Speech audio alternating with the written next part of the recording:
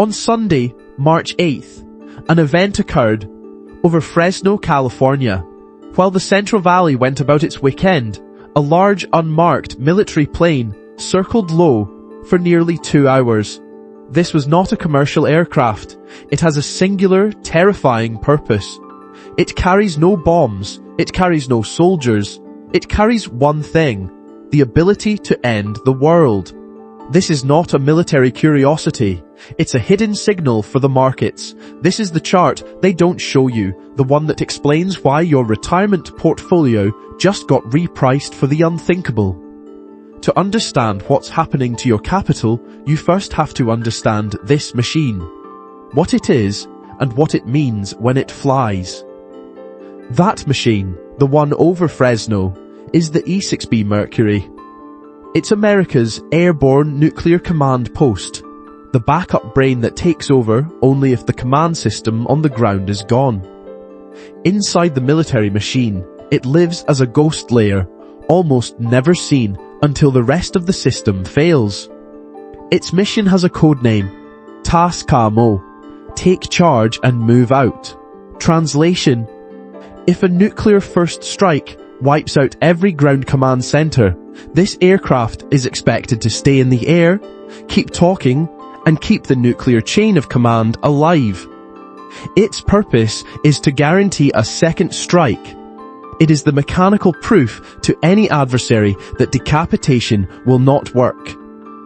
The E-6B is not just talking to one submarine under the Pacific. It operates as a flying command center for the entire nuclear triad.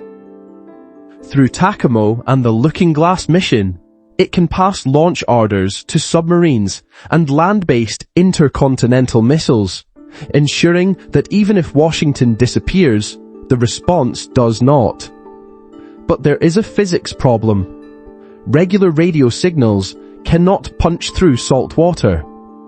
Trying to send a launch order to a submarine hundreds of meters down is like trying to shout through a concrete wall. It dies on the surface. Without a survivable way to reach those boats, the most secure leg of the triad goes blind, and a second strike starts to look like a bluff. So the E-6B drags its own workaround through the sky. From its tail, it unspools a trailing antenna almost 5 miles long, a thin cable hanging far behind the fuselage. That cable turns the whole aircraft into a transmitter for an extremely low-frequency signal, one of the few signals that can seep through deep ocean water. With that signal established, it can still reach a submerged ballistic missile submarine and pass a launch order that no ground station can send. This is infrastructure built on the assumption that when it flies, everything else has failed. This plane does not fly because everything is fine. Think about what that means. So, why was this Doomsday Plane circling over California? The answer isn't in the sky over Fresno. It begins weeks earlier, on a specific date, February 28th. That was the day the war with Iran began. And on that exact day, publicly available flight tracking data, the same ADS-B data anyone can access, showed something happening in real time. Multiple E-6B Mercury aircraft began taking to the skies. They launched from the Gulf Coast, heading towards Patuxent River, Maryland. Another took off from Offutt Air Force Base in Nebraska. Others were tracked crossing the Atlantic, their flight paths aimed directly toward the Persian Gulf. This timing is not a coincidence.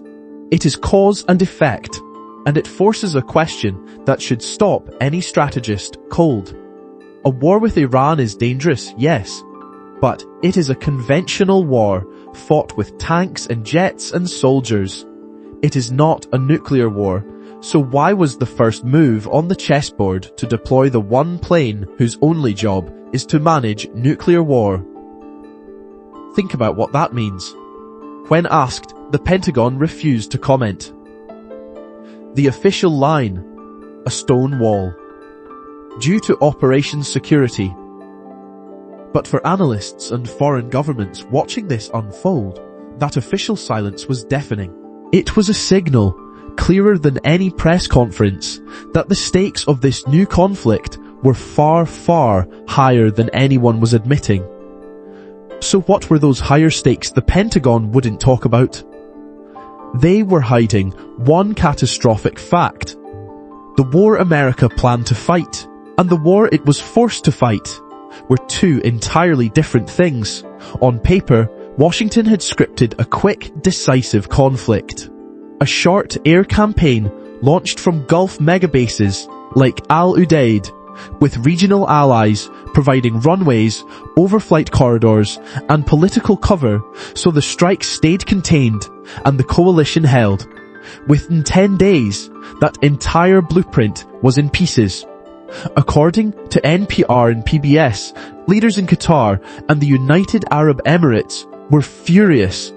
They hadn't been consulted, and now Iranian missiles were landing nearby. Their message back to Washington was blunt.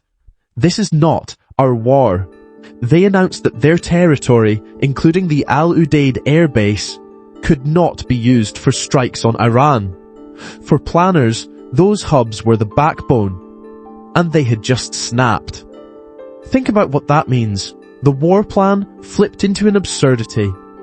Operationally, America was now fighting this war from bases in countries that had already told Washington, don't use them for this war, and the infrastructure it treated as guaranteed suddenly turned into contested political ground.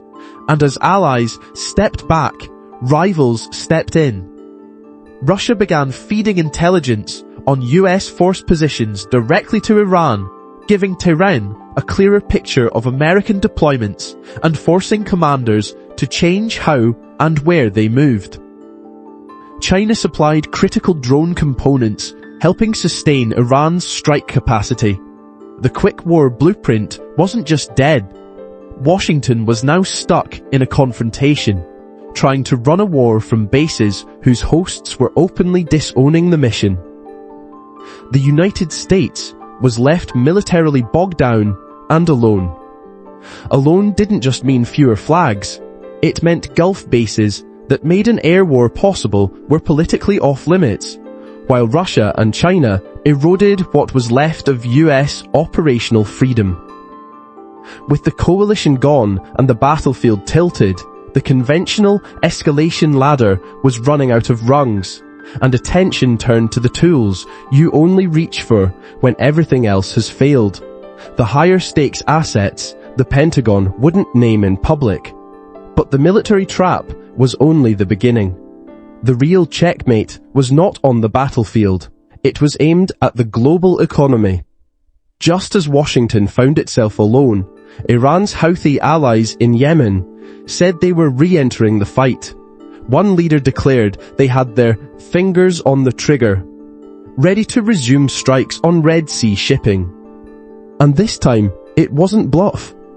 Stimson Center analysts were tracking missile launchers and radar units redeployed along the Yemeni coast, facing the shipping lane, a setup to restart a blockade within hours, not weeks. With those systems back online, the dual blockade scenario moved from theory to operationally real. On the map, tankers leaving the Persian Gulf are funneled through the Strait of Hormuz. Then many thread the Bab al-Mandab on their way to Suez and beyond. Together, those two choke points carry the vast majority of the oil the Persian Gulf sends to the world. Visually, it is a single artery with two clamps on it. Close both, and you see lines of tankers stacking up on either side, shipping lanes fading to grey. In market terms, a shock like this doesn't have to be total to be brutal. The moment traders believe most Gulf barrels are at risk or delayed, crude futures price in shortage.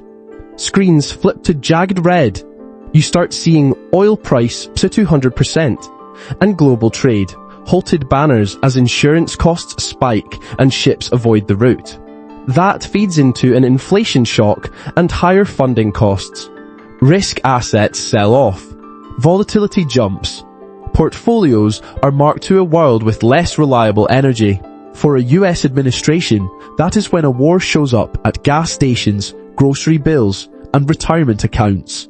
In Washington, every option is bad. Escalate and risk triggering the blockade, concede and bleed credibility, or try to absorb an oil shock recession. That is what desperation looks like in system terms. It feels like a failure, but it's not. We have stood at this precipice before, and the last time a US president was boxed in this tightly, the world came seconds from the end. Think about what that means. October 1962, the Cuban Missile Crisis. President John F. Kennedy was cornered, diplomatically isolated, militarily constrained by the risk of mutual annihilation. The Pentagon wanted a full-scale invasion of Cuba, an operation everyone understood could trigger a Soviet nuclear response. European allies begged him not to escalate. In private, Kennedy put the odds of nuclear war at between 1 out of 3 and even. Put yourself at that table. The map of Cuba is spread out in front of you, circles around missile sites and flight paths towards cities. The clock says it's only day 8 of a 13-day crisis, but every hour feels longer. Your generals press for an attack you know could end the world. Your allies warn that doing nothing could end your credibility. You have to plan for the path you pray you'll never take. It is at that moment, with conventional options visibly shrinking, that Kennedy makes the call.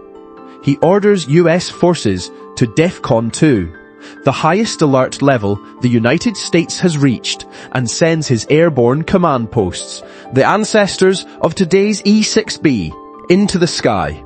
Putting command in the air is what leaders do when they assume their capital and normal chains of communication may not survive first contact.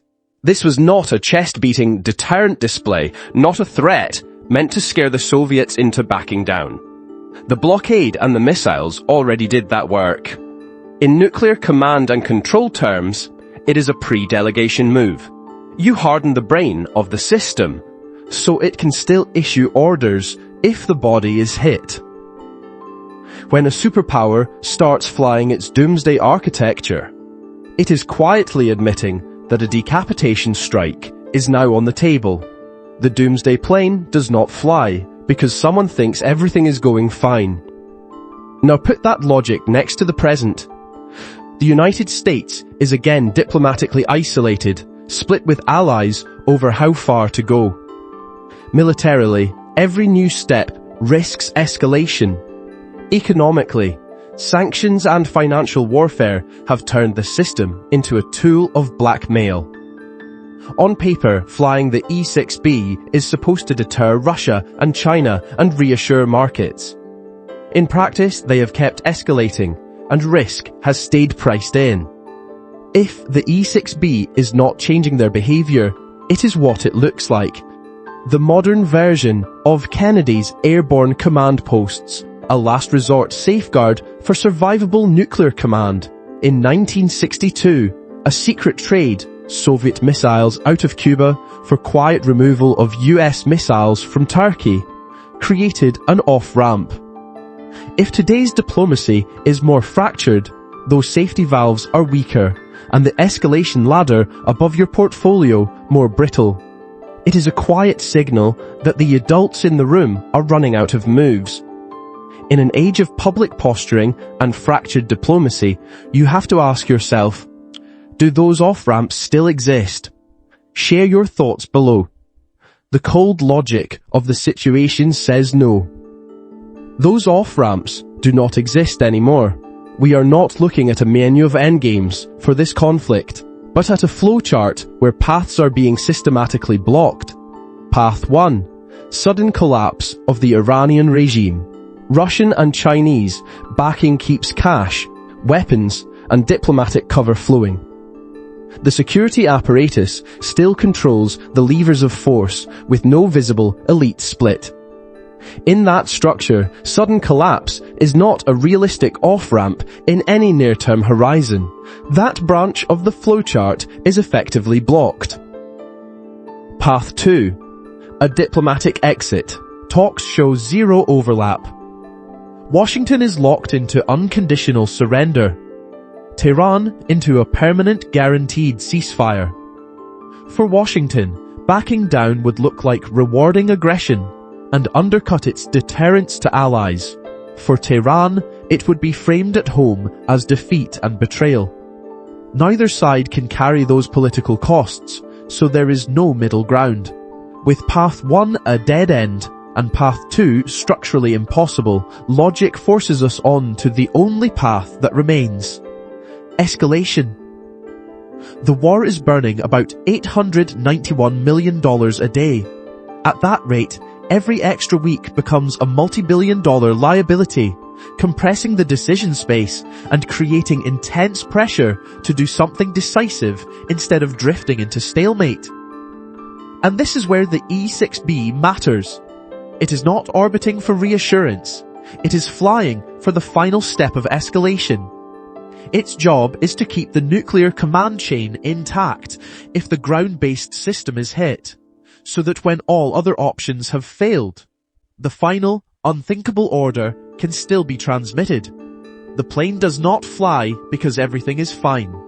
When nuclear command assets sit inside a regional war, your portfolio is no longer facing ordinary political risk. It is tied to that command chain. That plane is not just a warning, but an indicator you can learn to read so you can start positioning ahead of the chaos.